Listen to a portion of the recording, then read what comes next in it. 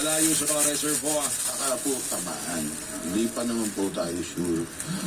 Pero sa nakikita natin, medyo mataas yung probability na yung malalayong area sa reservoir, baka yun po yung mag-suffer.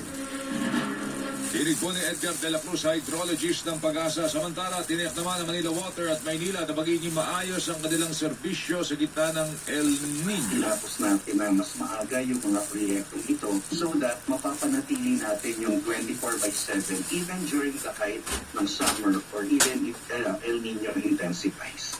Sabi nga natin, yung service interruption ay should be Joel Melo, malaking pangamba ngayon ang nararanasan ng mga residente ng Barangay Tulungan, Pasukin, Ilocos Norte matapos mawalan ng tubig ang kanilang mga balon.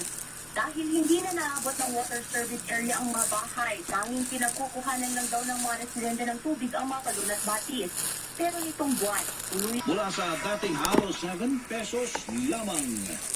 Hindi pa nga tayo totally naka-recover sa economy. naapigyan sa siyempre ang business. Ang tinig ng isang residente at negosyante sa Palawan, mas mahal pa rin naman ang kuryente sa Palawan kung ikukumpara sa Metro Manila.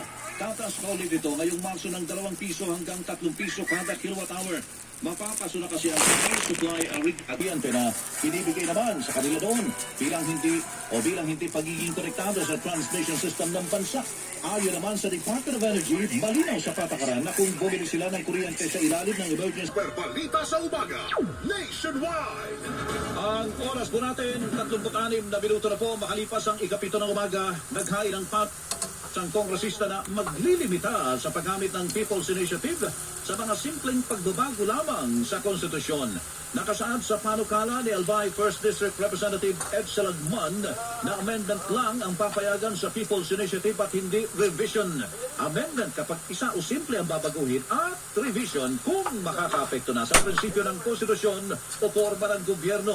Ayon kay Lagman, ang batas para sa initiatives at referendum tulad ng sabi ng Korte Suprema ay hindi sapat na basihan para sa People's Initiative. Ngunit baliktad ang paniwala ng ibang kongresista. But as it is now, it seems that it is sufficient, it is complete. Therefore, that is the basis that the advocate group is using. Ang tinig ni Surigao del Norte 2nd District Representative Robert H. Barber sa katunayan kung matuloy ang sinabi ng Senado na aprobahan ito ang resolution of both houses number 6 para sa Constituent Assembly.